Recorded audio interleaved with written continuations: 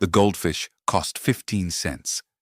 You picked it out yourself from a tank near the back of the store, next to the parakeets, and the woman behind the counter scooped it into a small plastic bag and twisted a rubber band around the top and handed it to you like it was nothing. On your way to the register, you passed the sewing notions, the hair ribbons, the school supplies, the penny candy under glass.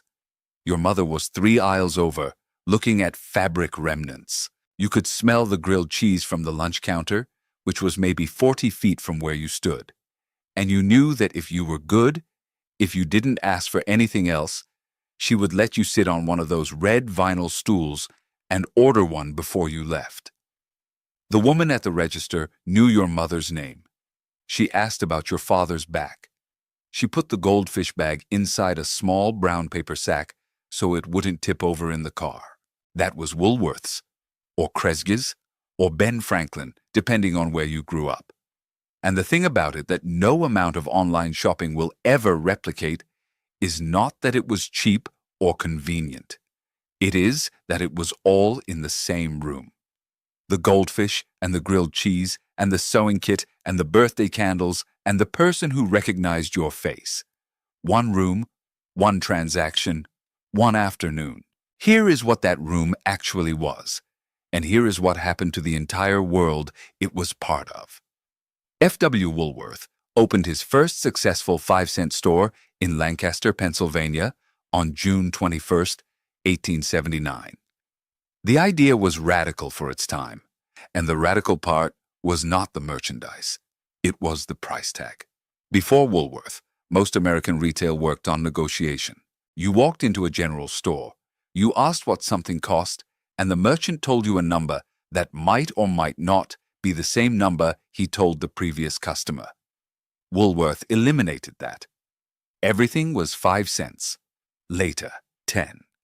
The price was printed and fixed and visible, and it did not change depending on who was asking.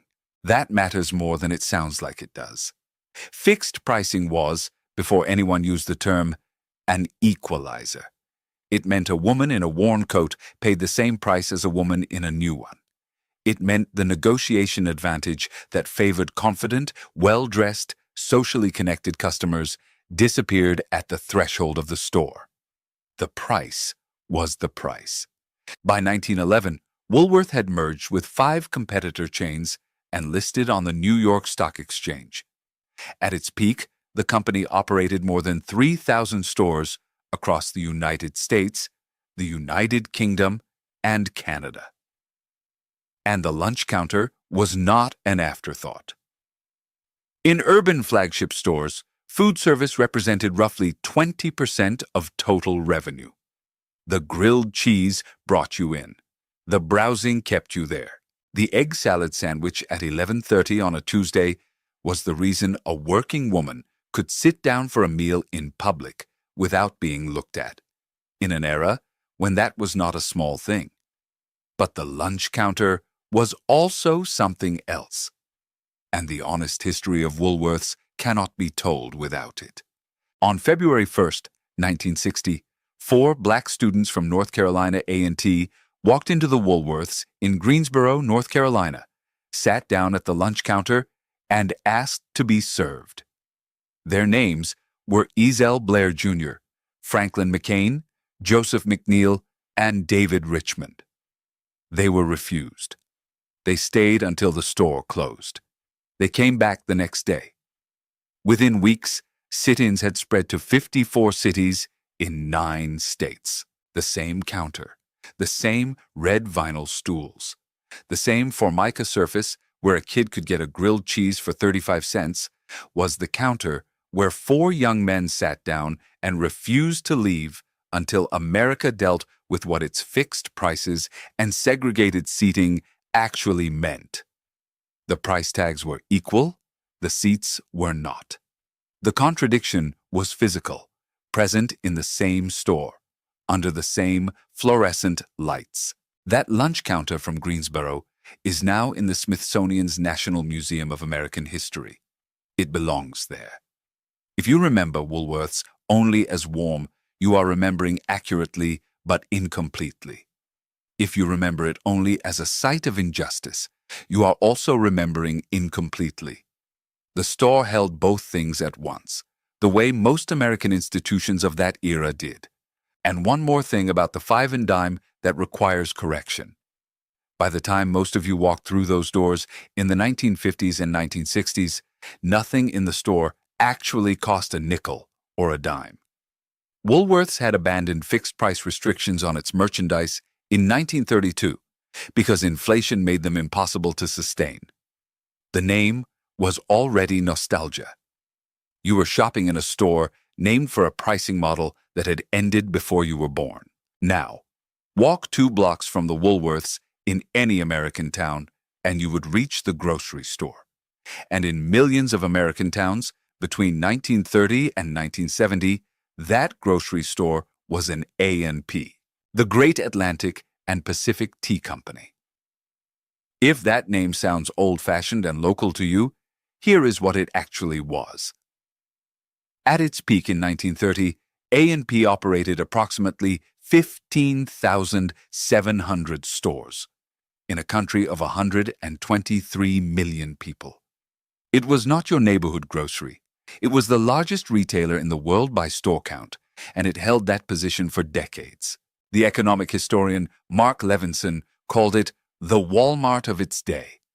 Beloved by consumers for its low prices, feared and despised by the businesses it displaced. The warm memory is real.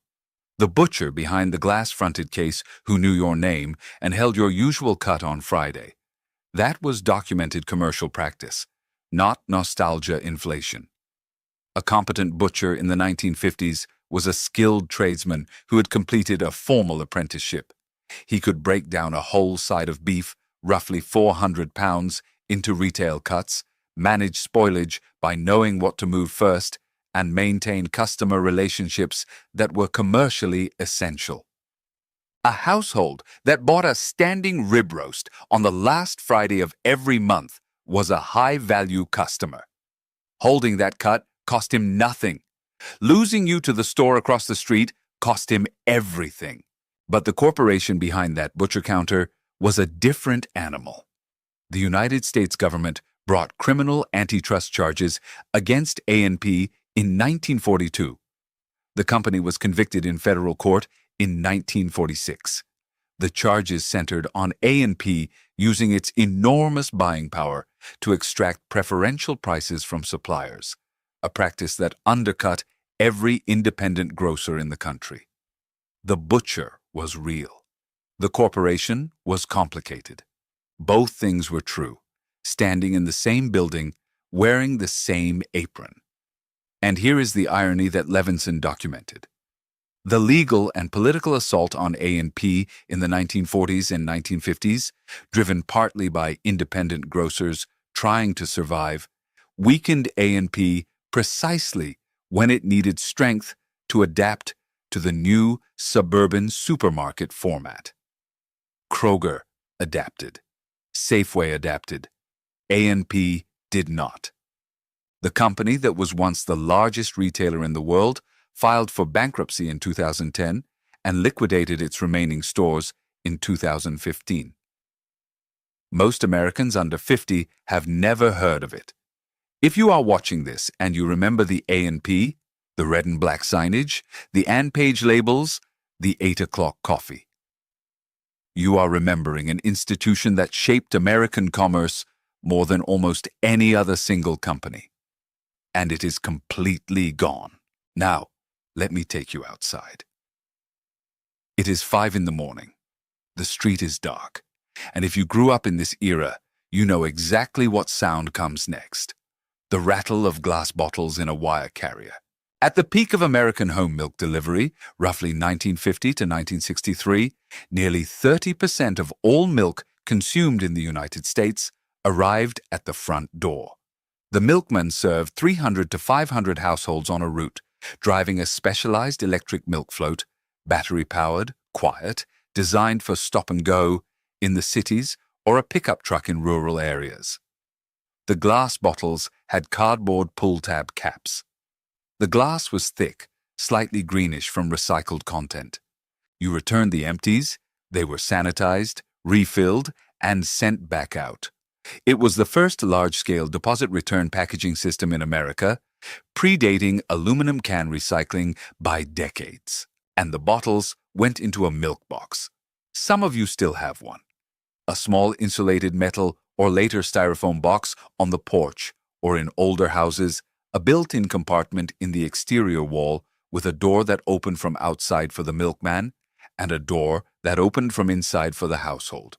Those built-in milk boxes are still visible in houses from the 1920s through the 1950s, sealed over or painted shut, a physical fossil of the delivery ecosystem embedded in the architecture itself. By 1975, home milk delivery had fallen below 7%. By 1990, under 1%. Here is the myth. The milkman disappeared because people stopped wanting milk delivered. Here is the record. Demand for home delivery persisted well into the 1970s. What killed the milkman was structural. Supermarkets could buy milk in bulk and undercut the delivery price. Better home refrigerators meant you did not need daily delivery. The regional dairies that ran the routes were absorbed by national processors who did not maintain delivery infrastructure. And the customer base itself changed. These deliveries depended on someone being home during the day. When the women who had been home, because domestic labor was understood as full-time female work, took paying jobs in increasing numbers from the mid-1960s onward, the entire delivery model lost its foundation. The milkman did not disappear because we stopped wanting milk. He disappeared because the world that made him possible had changed. And the warmth of that memory contains, if you look honestly, an embedded assumption about who was home and why. And that assumption was not experienced as warm by everyone. The bread man worked the same way. Wonder Bread, Pepperidge Farm, regional bakeries. The driver was the delivery person, the salesman, and the shelf stocker in one. Margaret Rudkin started Pepperidge Farm in 1937 in Fairfield County, Connecticut, selling bread from home deliveries at 25 cents a loaf when standard bread cost 10. She charged a premium on the specific promise of quality ingredients. Campbell's Soup acquired the company in 1961. The local premium product became an industrial one. The breadman's route became a supermarket aisle. And then there was the Fuller Brushman. Alfred Fuller founded the company in Hartford, Connecticut in 1906. By the 1940s and 1950s, Fuller Brush employed approximately 25,000 door-to-door salesmen, exclusively male, covering routes across the United States and Canada. The technology was the sample case. A shallow, wide black case designed to display brushes flat. The salesman placed a free brush or cleaning product in a housewife's hand. Alfred Fuller himself, in his 1960 autobiography, described this as creating a sense of obligation that is the foundation of commerce. He understood, decades before the word existed, the mechanism behind every freemium business model in Silicon Valley. The Fuller Brushman, the milkman, the breadman, even the insurance agent who collected weekly premiums at the door, they were all premised on the same thing. Someone was home. When that changed, they all disappeared, not one by one, but together, like a flock lifting off a wire. Now, the Sears catalog. If you are under 40, I need you to understand something about what this object was. The Sears, Roebuck and Company General Merchandise Catalog, by the early 20th century, ran to over 1,400 pages. By the 1920s, it exceeded 1,500 pages and reached approximately 7 million households in a country that had roughly 24 million households total. Nearly 1 in 3. For rural Americans, for small-town families with no access to urban retail, the Sears catalog was not a shopping convenience. It was the entire retail economy, delivered by mail. But here is the part that stops people. You could order a house, not a shed, not a prefab, not a trailer. A fully designed architect-planned house with pre-cut and pre-fitted lumber, millwork, flooring, doors, windows, paint, hardware, and a 75-page instruction book, delivered to your nearest rail depot by freight train. Sears sold these under the name Sears Modern Homes from 1908 to 1940. They offered approximately 370 different designs, ranging from a two-room cottage for about $135 to a large colonial revival for roughly $5,000. And Sears would finance the mortgage through its own subsidiary, making the entire transaction, catalog, materials, financing, instructions, one purchase. Between 70,000 and 75,000 of these homes were built. Preservation architects who have studied the surviving examples have documented something that surprises people. The Sears kit homes were frequently better built than conventionally constructed houses of the same era, because Sears controlled lumber quality through centralized purchasing more consistently than local lumber yards could. Many of these homes are still standing. Some of them are on your street. You would never know by looking. The program ended in 1940, not because the houses were poor quality, but because Sears's expansion into retail stores consumed capital, and its mortgage subsidiary had taken heavy losses during the Depression. The company stopped mortgage lending in 1934 and discontinued the home program 6 years later. A product that had extended homeownership to Americans of modest means, that had put architect-designed construction within reach of families who could not otherwise have accessed it, ended not with a failure of quality, but a failure of corporate finance. The catalog arrived in October. The dreams arrived with it. I want to take you to one more place. The hardware store. Not the big box store with the orange apron or the blue vest. The one on Main Street with the wooden floor and the narrow aisles and the bulk bins of nails sold by weight, and the man behind the counter who had been there for 30 years. You walked in with a broken piece of something. A bolt sheared off a lawnmower deck. A hinge from a cabinet door your kid pulled too hard. A valve stem from a faucet you could not identify. You put it on the counter. And he picked it up, turned it in his fingers, and said, "I know exactly what you need. Aisle 4, third bin from the left, about halfway down." That was not a party trick. That was 30 years of people bringing him broken things. 30 years of inventory held in his head.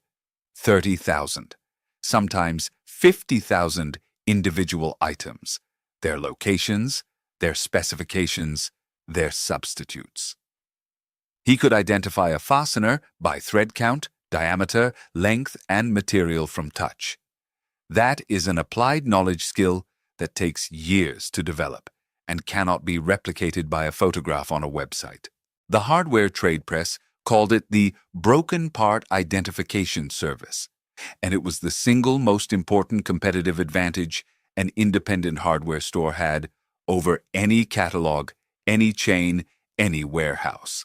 Some of those stores survived. The Ace Hardware and True Value cooperatives, founded in the 1920s and 1940s, created purchasing networks that let independent owners access chain-scale buying power while keeping local ownership. That model is why thousands of Ace and True Value stores still operate. But the non-affiliated independent, the one where the owner's knowledge was the inventory system, that is largely gone. When those men and women retired, the knowledge retired with them. It did not transfer. It was not archived. It lived in their hands and their memory, and then it was finished. Here is what I want you to hold. If you have stayed with me this far, the retail ecosystem of a 1960s American town was not just a collection of stores. It was a social infrastructure. The Woolworth's lunch counter was a place where a working woman could sit down. The A&P butcher was a relationship encoded in a weekly transaction. The milkman was a clock, arriving before the household woke. The Fuller brushman was, for women in isolated suburban houses, a social visit dressed as commerce. The Sears catalog was a window onto the entire material world for families who lived far from cities.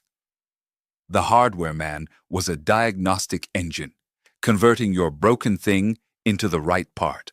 Every one of those interactions contained a human being who recognized you or could be recognized by you. Every one of them has been replaced by something faster, cheaper, more widely available, and less human. Self-checkout was not invented to improve your experience. The first self-checkout machine was installed in a Kroger in Atlanta in 1986, and it was developed as a labor cost reduction mechanism. The narrative that consumers wanted, it came later. I'm not telling you the old way was better. The old way had a Woolworth's lunch counter that served everyone the same grilled cheese at the same price, but would not let a black customer sit down to eat it. The old way had a delivery ecosystem that depended on women staying home. The old way had an A&P whose low prices were achieved through business practices a federal court found criminal. The warmth was real. The conditions that enabled it were not universally warm, but something was lost that has not been replaced, and it is worth naming precisely. It was not efficiency. We gained efficiency. It was not selection. We gained selection. It was not price. We gained lower prices on almost everything. What was lost was the fact that commerce, for most of human history, required one person to look at another person and say, "I see you. I know what you need. Here it is." The hardware man turning the broken bolt in his fingers. The butcher holding the cut he knew you wanted. The woman at the Woolworths register asking about your father's back. That was not a business model. That was a way of being in a community. And when the stores closed, the community did not collapse, but it lost a specific connective tissue that nothing has rebuilt in the same dimension. If you live this, tell me in the comments what you remember most specifically. Not generally. Specifically. The smell, the sound, the exact thing someone behind a counter said to you that you have never forgotten. Those details are the real record. They matter more than anything I have said here. And if you want this era told straight, not greeting card warm, not cynically debunked, just the way it was, subscribe. There is more to remember and more to get right.